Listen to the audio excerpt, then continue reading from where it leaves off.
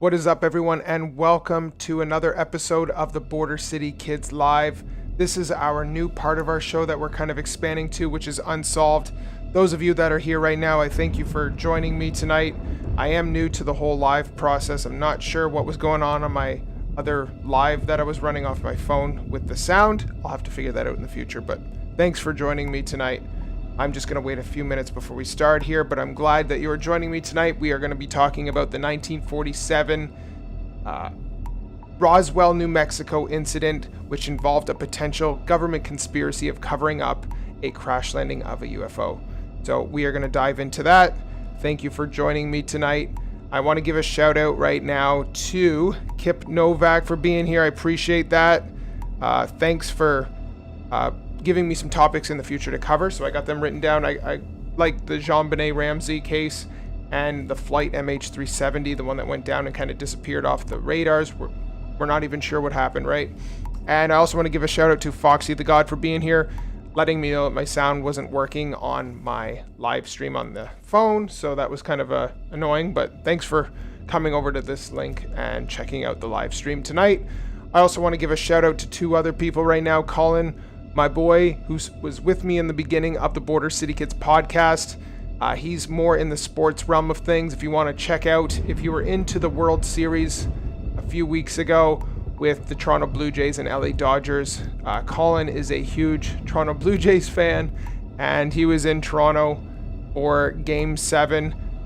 Not in the ballpark, he was in Scotiabank Arena where everyone was watching it on the big screen. And he went through his whole experience of Game 7 and what that was like as he went through the roller coaster ride of pretty much having the World Series in his hands and having that taken away from him. We did post a short the other day of Miguel Rojas, his 9th inning, 1-out home run that devastated Canada as a whole and stole the World Series away.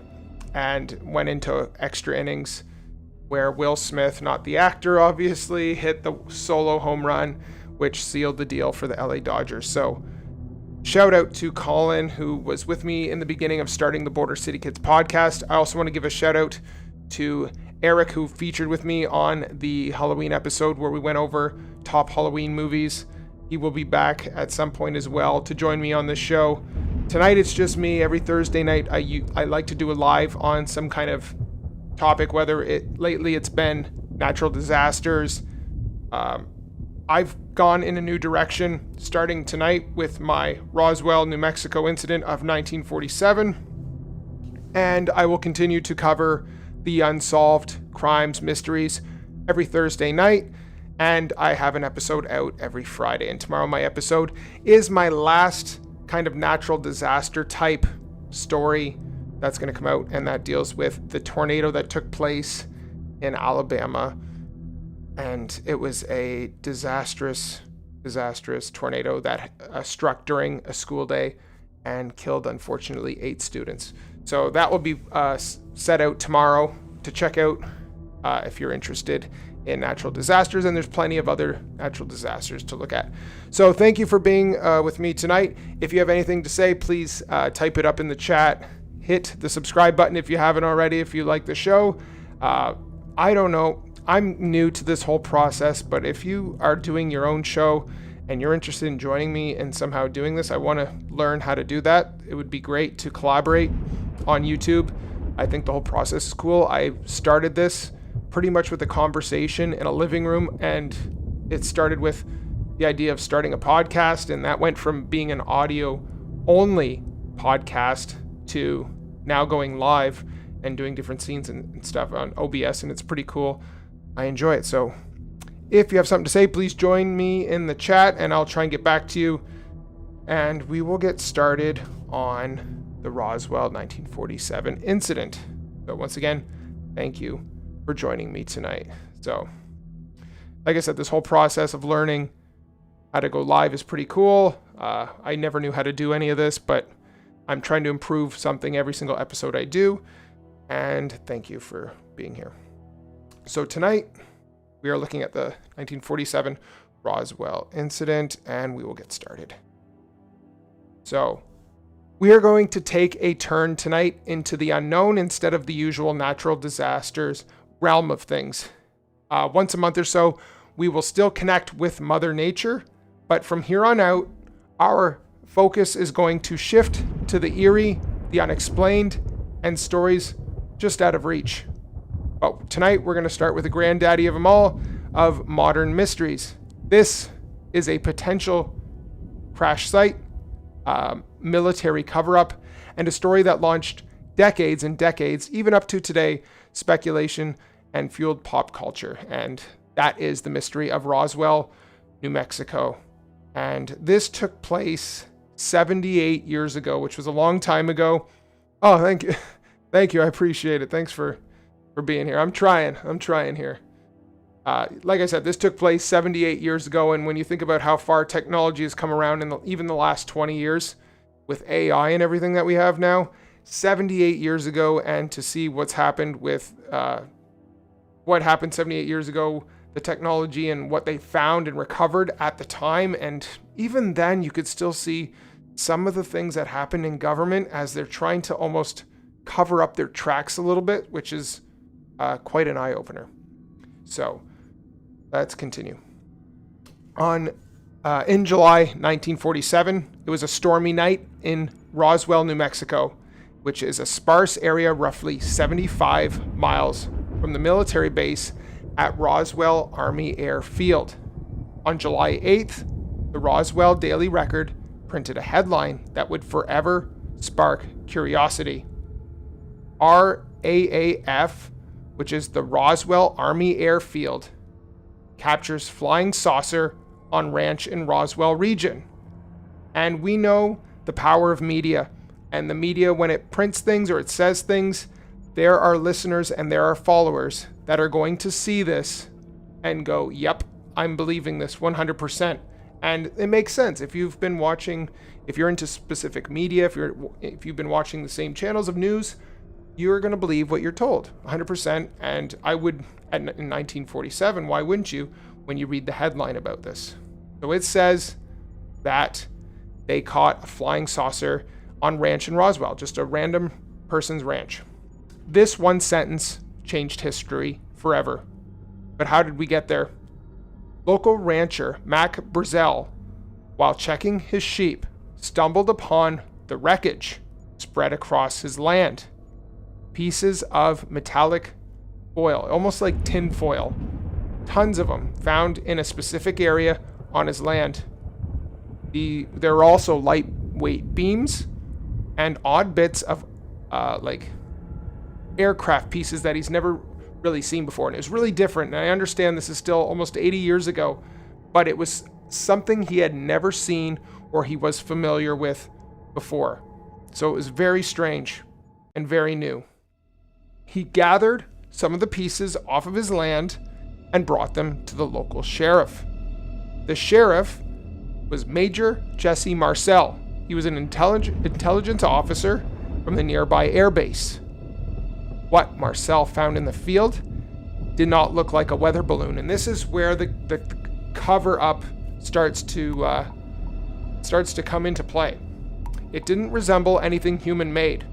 There was nothing that would specify or show evidence of an air balloon. So that night, history was rewritten, written again, and then buried.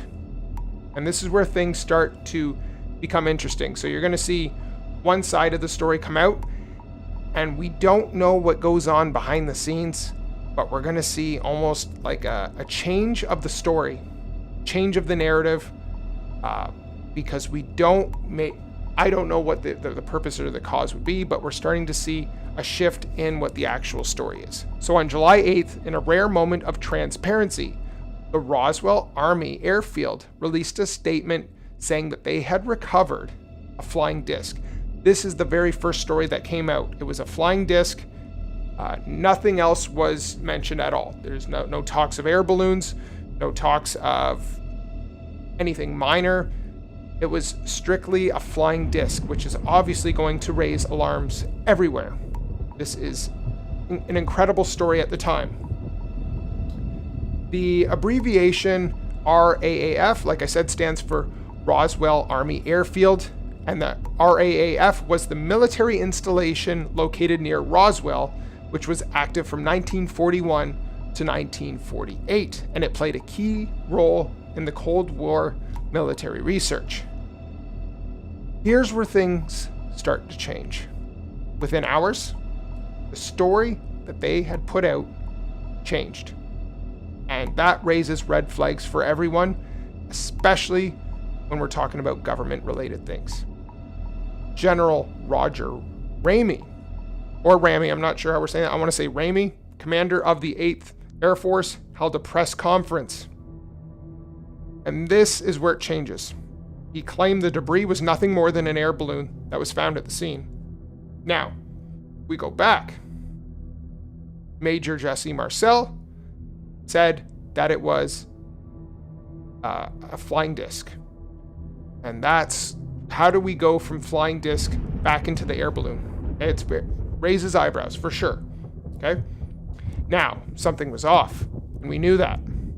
Jesse Marcel later said, "It was not anything from this earth. I'm convinced of that." So, one person's convinced, not recognizing anything of the equipment or pieces on the ground, and we also have someone else saying that this was just an air balloon. So, who do we believe?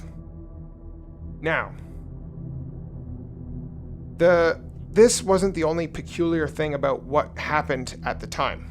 The wreckage was later taken to Wright-Patterson Air Force Base for further analysis. And here's, once again, where the trust of the public comes into play. No public photographs of the actual debris have ever surfaced at that point.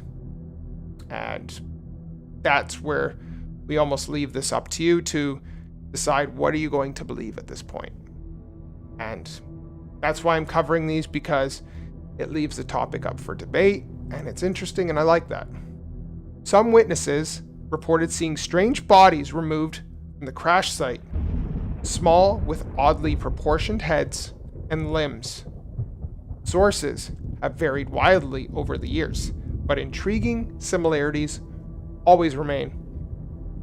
Dr. E. Browning, so at the time in 1947, Dr. E. Browning claimed he saw sealed transport crates in 1947. Former mortician working with the dead bodies, Glenn Dennis, said military officials asked about child-sized caskets at the time, which kind of lines up with the alien-type looking bodies found at the site. And a nurse allegedly described seeing beings unlike anything human in the Roswell Base Hospital. So we're seeing a whole bunch of people come out and say things, and they're speaking on clearly just what they saw. And at this point, if we had the technology that we have now, we'd probably have a more clear story of what's going on, but we're not sure. So, and this is probably those body bags that we're talking about that they're filling up after the Roswell incident.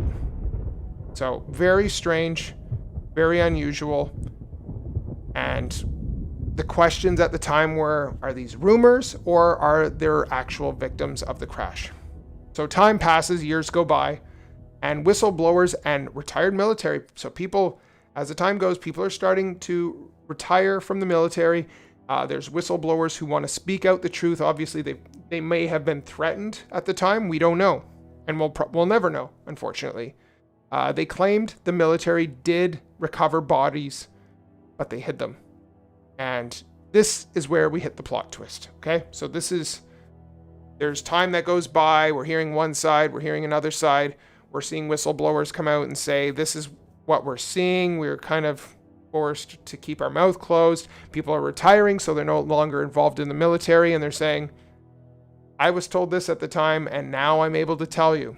So, 47 years later after the crash, which puts us in 1994, the U.S. Air Force released a report, and here's what they claimed. And 47 years later is a long, long time to wait, but the pressure kept building from this incident. And they reported that the debris was from a project called Mogul. And this Project Mogul was a classified Cold War operation involving high-altitude balloons. So they're bringing the balloon story back in, equipped with microphones to detect Soviet nuclear tests. Now, what's the one question that you may have? We're talking about 1994, and this occurred in 1947. What would be the question that you'd have? And there's probably a few. But the question is, why did it take you 47 years to say this, to ask this question, to report this? Why 47 years later? And once again, it's one of those unknowns. You'll never know. The USSR, obviously at the time, Union of Soviet Socialist Republics, which is pretty much known as Russia back in the day. So, even if this was true, the explanation came decades way too late. 47 years. Way too late. And it didn't address the witness claims of alien bodies that they saw being removed from the crash site, or metallic debris that they found, including some weird kind of tinfoil wrapping. And the story about the wrapping is very interesting, and I don't know how true it is, but they said there was this foil that would wrap, and you could like fold it up and put it into a ball, and it would uncoil itself out and be totally flat again. And the technology of this foil was beyond anything we've ever seen. So, very interesting that this foil would do something like that. I can't prove anything. No one can prove anything. It's kind of speculating. It's hearsay.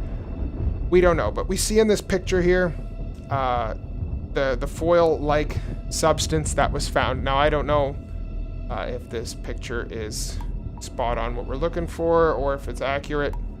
But we're going to hope that the stories are true. We don't know. We don't know.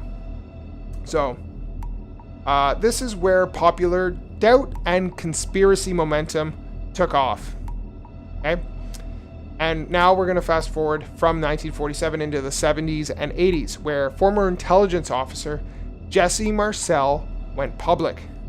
So this is before 1994, where they came out and said this was from Project Mogul. And Jesse Marcel claimed he was instructed to lie. And obviously that's going to throw fuel on the fire, because at this point, who do you believe? And why would people come up with a lie? Why would people lie about being told to lie to the public? So we're in a bit of a situation. I wasn't around at this time. If you were around, and sorry, I'm just reading the comments here. Has to be some of that foil. So you know what? Area 51. Maybe there's some of the foil there. And when we think about existence, how long we've been around, maybe we're behind what every other planet has. We don't know, right? And I appreciate the comments. So yeah, it could be. There's got to be some foil somewhere. There's got to be the technology to do that somewhere. And what's been released to the public is just your basic foil that folds up and keeps things warm, right? That's all we know. So it's interesting. So we have someone coming out saying he was told to lie to the public. After that, the Roswell story grew legs. UFO researchers began digging. Several documentaries aired at the time, and we still see them today. You go on YouTube, you type in the 1947 Roswell incident, you'll find tons and tons of videos. You'll see some old documentaries, you'll see some new documentaries, because people love the unknown. I don't know if we want to know the answer to it because we might be afraid, but we love the unknown. We want to know that there's something out there. I think we're afraid to actually know for sure. Witnesses like Lieutenant Walter Hott signed testimonies on his deathbed claiming the crash involved non-human entities. Now, if you're on your deathbed and you have nothing to lose, why would you lie? That's the question. In 2011, the FBI released the Hottel Memo, which was a document dated in 1950 mentioning 3 so-called flying saucers recovered in New Mexico with bodies inside. So the evidence is starting to mount more and more. Now, the problem with the evidence mounting more and more is that time continues to go. Yeah, exactly. Yeah, that's exactly it. And from our government, we'll never know, and the trust in government in general is low. So how will we ever actually know what happened? So and what keeps this story interesting and what keeps this story alive, obviously, is that we don't know, but we love speculating on what they found, which is something I enjoy about doing the Unsolved, which is why I want to cover these types of stories, because I find them really interesting. The FBI, obviously, is the Federal Bureau of Investigation, and the FBI is the main domestic intelligence and security service of the United States. So, is this a coincidence or is this evidence? What do we throw it in? So we're going to look at the cultural impact of the actual event. Roswell became the face of all UFO conspiracies. This is what kicked it off. It kicked it off from the get-go, from Hollywood to TV.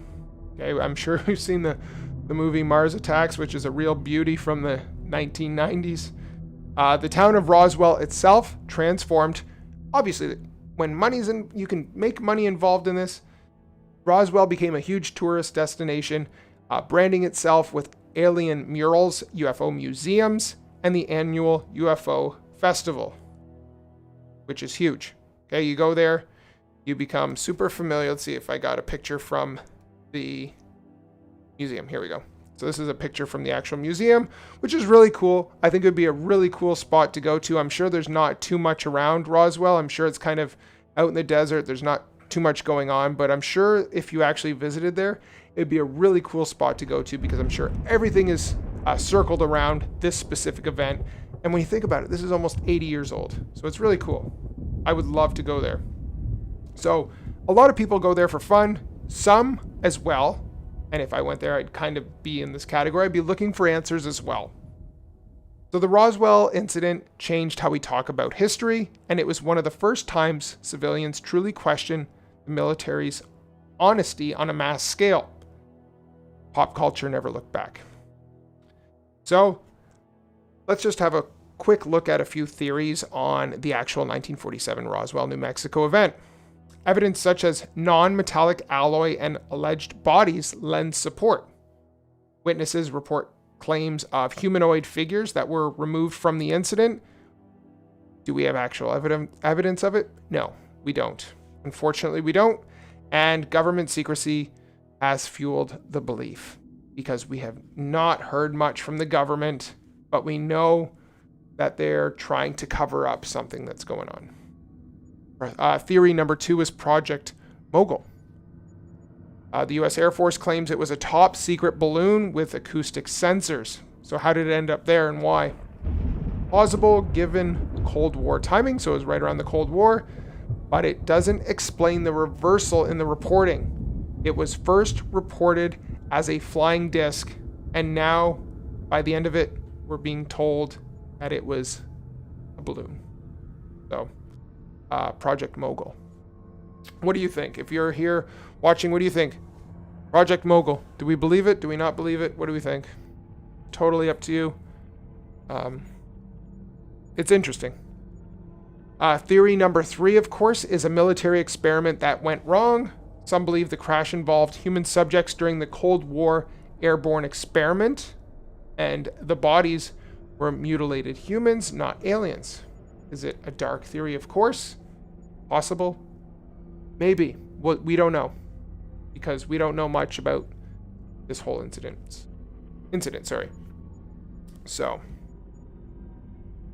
as you can see, here's just some more pictures of Roswell. So they've kind of changed their whole little theme into this UFO event. This is just kind of what you'll see in Roswell. And it would be, like I said, really cool to go check out. There were some newspaper stories put out at the time. This is from 1991. We could see that there was some protesting going on because the people wanted the truth. This is just a little stone probably to mark off the incident of where it took place. And it says, in the year 1947, a craft of unknown origin spread debris over this site. Witnesses would report materials of an unearthly nature. In September of the year 2002, the Sci-Fi Channel brought scientists from the University of New Mexico to search this ground for evidence of that fateful night. Be it observed that whatever the true nature of what has respectfully become known as the Roswell incident, humankind has been forever drawn to the stars dedicated July 5th, 2003. So pretty cool to see that. I would love to go out to Roswell and just have a look at all of the things going on there. And it's kind of cool how Roswell's taken advantage of an event like this. Yeah, half of what you hear and all that you see. Yeah, what you see is more physical and more in stone than what you hear. You never know. People might be getting paid. There's a lot going on here. So my question for the audience tonight, and I thank you for being here. What theory or what do you think actually happened? Do you think it's a UFO? Tell me if you think it's a UFO. Do you think it's a weather balloon? You believe that it was truly a weather balloon and they jumped to conclusion too fast and maybe they went back and said, oh, okay, it's a weather balloon. We've had the evidence to actually prove it. Or do you think it was a Cold War secret covered by lies? Please write it in the comments below. Like this episode. Share this episode because I think this is super interesting. I'm going to cover stories like this in the future, and I got a few more here from my comments in the chat. Please let me know and subscribe to the channel. I would greatly appreciate if you subscribe to this channel because I do this, and I might even go live on the weekend because I think this is a really cool topic, and I think there are plenty of cool topics to cover in the unknown realm. This episode may not give you all the answers. This is just a brief story pretty much of what happened. Being a new YouTuber, I'm still learning as I go along. I know there's lots of money involved when you need to actually use videos and evidence that other people have recovered. So I'm just trying to keep this very basic, but also keep it very speculative and also reach and ask for, what do you believe? Be cool to know. It would be cool to know, do we actually want to know the truth about what happened? Do you think it would kind of put the light or the fire out if we actually knew what happened? And what if the truth was very anticlimactic? Unfortunately, that would kind of wreck things. So maybe it's cool that it stays as conspiracy theory. So from here on, the Border City Kids podcast will crack open paranormal phenomena, true crime, and the mysteries that keep us asking, what if? And we could go back in this story and ask, what if, a million times through the story? And also, I think the big question, why? Why did we wait 47 years to say things? Why did we backtrack? Why did we change our story? There's a ton of whys in this. Please follow us on YouTube. Like I said, I'm going to be putting out lives every Thursday. I have new episodes out every Friday as just my normal YouTube videos. Drop your theories in the chat box. Stay curious and dive in every week with me if you want to join me. And if you're a YouTuber and you go live or you record and put videos out, please join me on this. This would be pretty cool. I don't know how we would do that, but you would be able to, if you could be able to join me on this, and get a conversation on this, that'd be pretty cool. Until next time, keep watching the skies, and we will see you hopefully on the weekend. I'm not sure what we're going to cover, but we'll find something and we'll do it. And I thank you for joining me tonight. So have a good Friday. We'll see you maybe Saturday night, and enjoy your weekend, guys.